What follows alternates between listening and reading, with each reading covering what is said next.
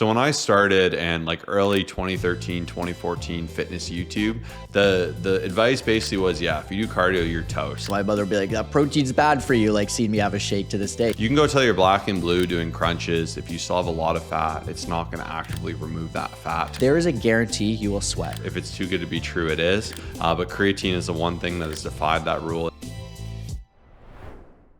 Real quick, I put together a free fat loss guide. If you're looking to lose fat, build muscle, and get next level results, there's no nonsense, there's no myths, all facts and things you can implement. First link down below, it's my fat loss ebook that you're absolutely gonna love, completely free. Go grab that. Now into the episode. What's going on, everybody? Welcome to the Fit, Healthy, and most of all, Happy podcast. I'm your coach and host, Josh, here with his co-host and co-coach, KG, and I'm in the house.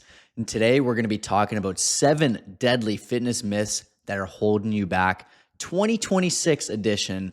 For years and years, I made YouTube videos and podcasts talking about different myths and a lot of things that people believed for a long time. And there are a lot of things, honestly, I actually even have a series. It's like a 10 video series talking about different myths that so many people believed. I'll link that second link down below.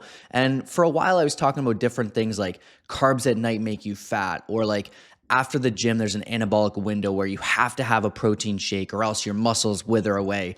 And a lot of people believe this stuff for many, many years. But the truth is a lot of stuff like has been disproven, like these things that I just mentioned over and over again, that it's not even a discussion anymore. I don't hear people talk about it. But to this day, and obviously like there's more knowledge, there's more information, there's more like true resources out there, which is nice, but I still hear a lot of stuff.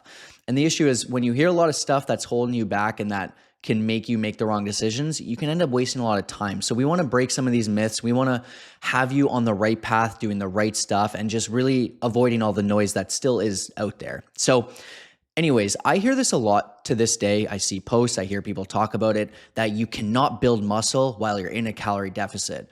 And especially if you have body fat to lose. Now, this especially can be something that is blown out of proportion, right? And the truth is, it depends, right? And a lot of these things, it's very situational, right? If you take someone who's been lifting for 16 years, who's been doing everything right, and they have been like absolutely locked in and they're keeping everything natural, by the way, it's going to be very hard, right? Like it's so situational. Whereas a lot of people, and I'm going to show some examples of our clients who have been maybe doing things wrong for a couple years before signing up, or people who are newer to the gym or who are just newer to tracking and understanding what to do properly. You can see all the different transformations. They have in fact lost fat and they've in fact built muscle. And that is just, there's no question about that. You can see the transformations. And it's funny because for years and years, I used to believe it and say, you know, you can't do it. It's impossible. And the truth is, like I said, it depends on the person. It depends on their experience. For people who are beginners or intermediates, who have, quite a bit of body fat to lose, and they start to just really increase their protein intake, they have a progressive training routine, and they start to do all the right stuff, it is absolutely possible. But there's obviously a lot to go into, right? If you just go into a really heavy deficit and you have 1,000 calorie deficit a day, you can't build muscle there. But if you're around maintenance or you're slightly below, it is absolutely possible. So with the right training program, the right accountability, and if you're the right person for it, you can absolutely do both things at once. And that's something we specialize in. Yeah, and a lot of this can be mindset, and it can be a self-fulfilling prophecy. So very often people will say, oh, I'm in a deficit, so I should lose strength. And then naturally, one day you don't feel like lifting as much weight. You're like, oh no, I went from 80s to 75s. So it's a great thing to work against and say, no, this isn't the case. I can push myself that much harder. I can aim to actually gain some strength despite being in a deficit, and actually maybe even maintain that same weight. Because if you're pushing the same weight at a lighter body weight, that's a net win. So in general, challenge your mindset with this. And I think it's just a good opportunity to lock in, be that much more aware, especially in that deficit, maximize the food quality, the recovery, and all the supporting mechanisms so that you can indeed still put on some muscle and still see some progress. The next myth is cardio kills your gains, and that it's either one or the other. You must choose between like lifting and cardio, or the cardio will just melt away all your muscle. So when I started and like early 2013, 2014 fitness YouTube, the advice basically was, yeah, if you do cardio, you're toast. Like you're not optimized. It's going to affect how much muscle you put on. And I was talking about like if you do 10 minutes, like it was seen as the worst thing. Like is like basically you should lift hard and then that's it. Like you should be resting, chilling, not moving very much. It was pretty crazy. And like now it's even interesting seeing the pushback against this. Naturally, excessive amounts of cardio will battle with how much muscle you can put on. This is absolutely true. But for the average person, like even if you're doing moderate amounts of cardio, 10, 20 minutes of Stairmaster, an hour walk, this isn't going to be that detrimental to your muscle. And any difference it did have in your muscularity would be so minuscule. Now, if you want to be a marathoner, an ultra marathoner, Ironman, like these very true extremes, there will be a cost to be had. But for the general person who's playing some sports or on a treadmill, they're going on some walks, like unless you're trying to be the most peak elite bodybuilder, I wouldn't even have it as a thought in terms of affecting your muscularity. It's going to be so minuscule. It's going to be like a 1% difference, if even. And naturally, you can even kind of just adjust your food to support this. And it's really interesting to see how the science has changed against it. And once again, a good general rule of thumb is if you like to do both and people say, okay, what's more important?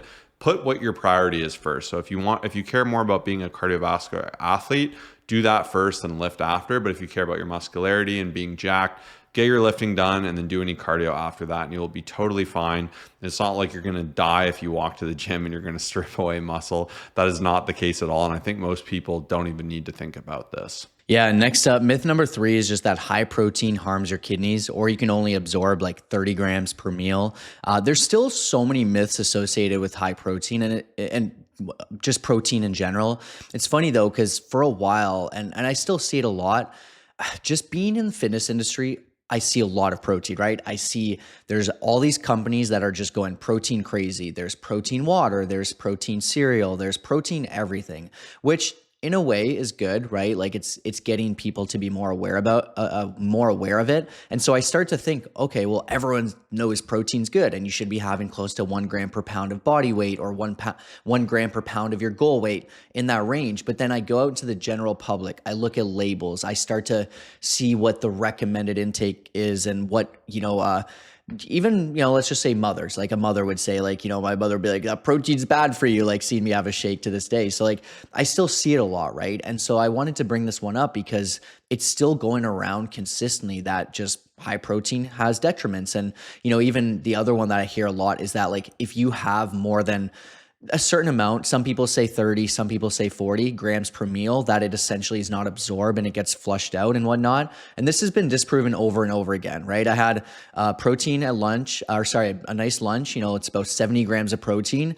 It's like people think that as soon as I have that, it's like only 30 grams goes through my system and it gets used and then the other just gets thrown away. Like that's just not how it works. So the truth is protein is great for you. What I will say though, and this is something I it's not really a myth, but just a fact that I want to share is that we should be aiming to have most of our protein through food. I'd say try to have most of it. And if there's like, one snack that you have, like that's totally fine. But I just see so many people who are just heavily relying on powders and bars and fillers and chips and, all that stuff, right? And like, if it's a day where you're like, oh my gosh, I'm on the go, I need to make it work, cool. But I wanted to say like, you want to have the most satiating stuff. You want to have the stuff that has the most amount of value, right? Micronutrients, high satiety, like all these great things. So yeah, just a random, protein tip I wanted to share. But in fact, like it is very, very hard to get to that high number. Like if you're 130 pounds and you're having 300 grams of protein, like I think that's completely unnecessary. If you're having, 1.5 grams per pound that you weigh and you just really like protein, like I've got some clients who are, 140 and they just really been enjoying having 190 grams. I'm like, okay, cool. That's fine. We got the other macros in place. They really enjoy it. It's one of their favorites. I'm like, okay, cool. I have no issue. But when it comes down to the kidney side of things, like for people who already have like issues that are pre-existing, then that's something you need to talk about with your doctor. But, for the general public, it's just, I truly believe 99% of people are having too little protein and they need to start eating more. Next up, there's an old myth, but it's a myth that still is commonly believed, and that is that targeted spot reduction works. So if you want to lose fat in a certain area, you can obviously just ramp it up and burn it. Most commonly, we'll see these with like kind of like our side chunk, as we like to call it here. So the excess belly fat that kind of droops over your hip, your belly fat in general, or if you have like chunk your arms, you could do something to target spot reduce fat. And this has been shown time and time again to not be a thing. And effectively, actually, one study showed it was a thing, but it was such a minuscule effect. So you can go till you're black and blue doing crunches. If you still have a lot of fat, it's not going to actively remove that fat to any measurable measure. So it's much better instead to actually focus when you want to lose fat by being in a calorie deficit and avoid just hammering an area. And naturally, you'll see more development in an area. You can gain muscle in an area, and that is going to perhaps change the look of it. But in general, I remember when I first worked at a gym and I was a front desk person, I do this Fit 20. We'd show them how to use these 8 basic machines in 20 minutes. Everyone would say, "Where's the ab machine? I want abs." And they grab their stomach, "I want to lose this." And I'm like, that's not how it works. Like, I wish it worked that way, but it didn't. So if you're like actively trying to spot reduce, you're wasting your time, and you look at your composition as a whole, you may need to be in a deficit. I know it's annoying. The places we want to lose fat, because we all have our different areas, usually that's the last to go for a reason for our individual body. So you just got to push that deficit a little bit more. Yeah, even like it's 2 machines in the gym, the twisting, like you guys know that one, and then like the ab crunch machine, those will 100% always be taken. And if I went up to each person who's always on it and I said, "Hey, why are you doing this?" They'd be like, "Oh, I want to see abs," right? Like if you have it in your routine and that's programmed for you and you're like, "Hey, I want a stronger core," and like whatever, I want some more, I want to work my stabilizers, I just want like my core to be strong. Like that's amazing, right? When I'm doing my leg raises, when I'm doing my decline crunches, my cable crunches, I want a strong core, I want a nice, well-balanced physique, do it twice a week. Awesome. It's just a lot of people think like, and it's crazy to see someone operate like they'll just walk in. And even a client of mine recently has been telling me, he's like, I love that machine. I'm like, okay, that's cool. That's fine. I'll program it if that's something you really enjoy, but this isn't what's going to move the needle, right? We need to focus on the basics, but I just see like those machines are so popular and people just think like the more reps they do, the more Russian twists, like all that stuff. It's just, it's fine if you want to do it for a certain, point and just strengthen your core, but just be careful of believing that that's going to be the thing that's going to move the needle, right? So next up is just myth number 5 is that sweating more and soreness is the key to progress. So I see a lot of people, even I've recently talked about on the podcast, but a lot of people are chasing these two things, right? And what's always interesting is when I use the example of like what I could get someone to do to make them become sore or sweat. And then when you start to realize, oh, this actually doesn't mean progress, right? So the example is if I get you to do jumping jacks for the next hour, there is a guarantee you will sweat, right? If you're someone who sweats and it takes you longer, you'll at some point start to sweat. You might start sweating right away, but it's just mainly thermal regulation. And so that's where I want to be mindful, especially if you're strength training, like just be careful of thinking, this is what I need, right? If you're not drenched at the end of the workout and then you say, hey, Coach Kyle, there was someone else that was drenched. What's wrong with me?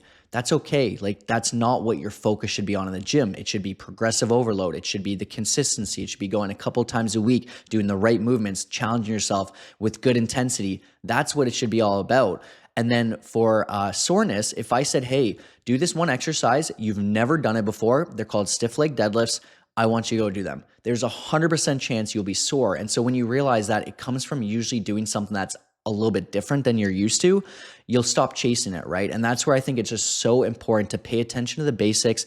Don't chase these things, embrace it. If it happens, cool, but it's not what you should be hunting for. And to this day, so many people ask me about it. So I had to clear the air there. And next up, and that is that creatine has a lot of side effects, including being bad for your kidneys, hair loss, amongst other things. And creatine is one of the most tried and true studied supplements, and it's just been disproven study over study. And there's been some amazing studies in 2025, 2026 involving thousands of individuals disproving this, which is absolutely fantastic. So if you're not on creatine, you should definitely jump on it. The one thing you can always be mindful of if you're having a ton of it is GI distress. So for some people, they'll get a little bit of, they'll have some issues naturally with that, and that's never a ton of fun. But for most people, if you're having the recommended 3 to 5 grams, once again, there is some science showing that maybe some more is better. You could spread that out over twice a day and naturally rectify that. And most people don't actually get a ton of GI distress for it. So even that one's a little bit overblown. So I'm a big believer, if it's too good to be true, it is. But creatine is the one thing that has defied that rule. It has been a tried and true staple of my supplement routine. You don't need anything fancy, just plain old boring creatine monohydrate works absolutely fantastic.